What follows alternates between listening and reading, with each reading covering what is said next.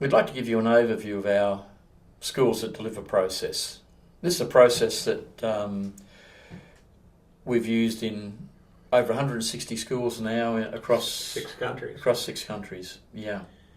And it's a process, John, that started when I was a principal in schools in America and used your research with our knowledge to begin to build a process to create award-winning schools. Two of them won the biggest awards you can get in America's schools. It's a process that ensures every voice is heard respectfully, equally. Alignment comes from the process through deep consensus building and through disagreements as well. Yeah, and once the schools have formed a genuine shared vision, see, a lot of people, when they hear the word shared vision, they say, oh no, not one of those. And the reason they do that is because most visioning processes come from the top down. Superintendents or principals and leadership teams go away, they make the vision for the school, and they come back and they try to sell it to everybody. And everyone's saying, it's not my vision, I know that's not mine, it's yours, but it's not mine. Our process is a way to create, as you say, a genuine shared vision. And I love that quote from that teacher down in Christchurch. Remember, she said, I love the way in this process voices are heard that are usually stilled. That's right. In the first year of the process, they create that genuine shared vision with every voice being heard. It's a beautiful picture of what they want their school to become sometime in the future. And one of the challenges is, who do you invite on that day? That's right. Who do you invite? Some schools bring parents, some bring board members, some bring cultural leaders. And we make sure they understand whoever you're going to invite is going to send a message to your community. So be clear what messages you want to send. Yeah. So they come together using these powerful consensus generating tools. They create a shared vision, and this is what they would crawl over broken glass to have in their life. And they walk out of that day with such great joy and hope. Yeah. Almost jumping sometimes. It's a powerful day. Yeah. But that leads then to helping them identify their core values that are in that vision.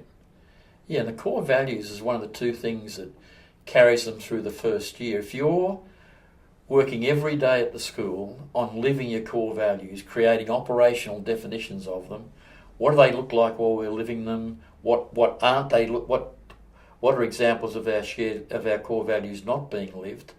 The teachers can do that, families can do that, kids at year 3 can do it, year 9, whatever. And they do it in their own way. For example, if we're going to be fair, if that's one of the core values of our school, you be fair the way you think fairness is. I'm fair the way I think it is. It's everyone else is being fair in their own way, the school becomes a fair place. And it's really living those core values is a huge support in that first year, because they also look at that shared vision and pull out the areas that they have to research for a year. And they're already aligned, because the core values create alignment for them. So if every day we're living those, we're aligned to them, you get that lovely feeling that, hey, of synergy, we're working together. And that's a fuel for the research year. Yeah. They spend a whole year in deep research around the themes of their vision. Say, if this is where we are, what do we need to do to move from where we are to where we want to go? And the research here is a very important part of the process, because this is where disagreements show up. And it's out of those disagreements in the end that the powerful alignment that's so important happens. And that's the difference between alignment and agreement. Alignment means we've got very clear mental models about where we're going, and once we're aligned, disagreement's healthy. That's right. But if you're not aligned, every tiny disagreement becomes an interminable debate. Drives people nuts. That's one of the things we found about shared vision. It cuts through things like a hot knife goes through butter. It does. That's how good a shared vision is. So the research, they do it in teams. They can search the world to find world's best practice. They can look inside themselves. They can look at the school down the road. But the key is they need to test the things and make sure this will work in our school, with our children. They use their new innovation model to do that. They prototype what they think is going to improve the school, and they make sure those prototypes work. And if you're going to implement something, you want to know it's going to work because you're going to have to do the work to implement it. And at the end of the research year, they make the presentation of the recommendations. And that's a day, isn't it? That's one of the most powerful days in the history of the school. It's the day I love most about the process. Watching the future of the school come to life right in front of you on that day is as good as it gets in the profession to me. Yeah, and they have to make decisions on that day. Is this research ready to be implemented yet? Or do we need to do more research? And that leads to the second phase.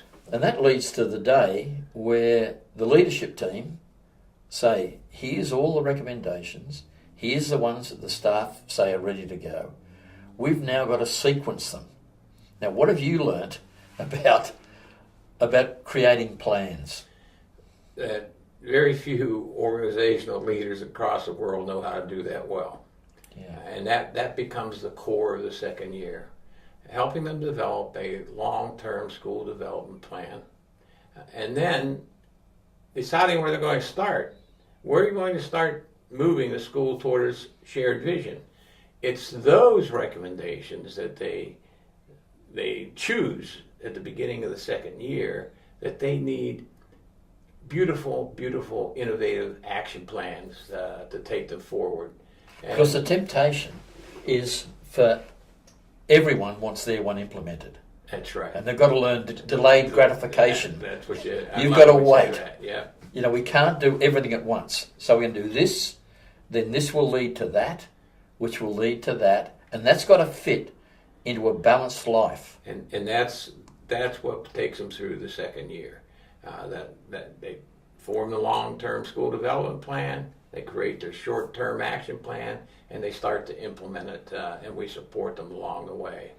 And then that takes us to the third year.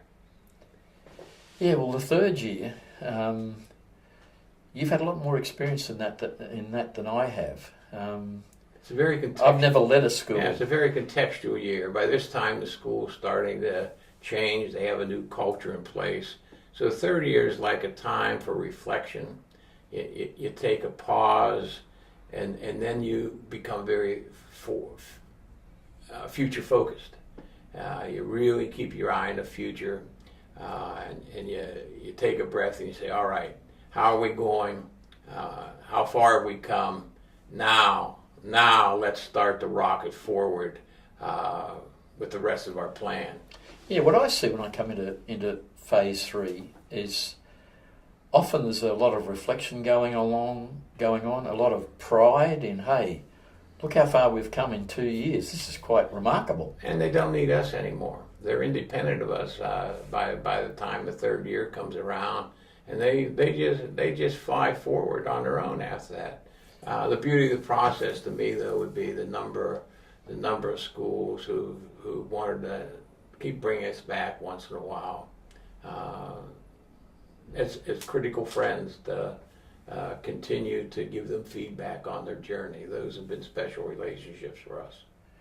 One of the innovations that I think has worked really well for us is having principals who've led their schools successfully through the process be available as a sounding board to any principal taking the school through the process. It's been one of the great refinements over the years we put into the process, and it's a powerful one.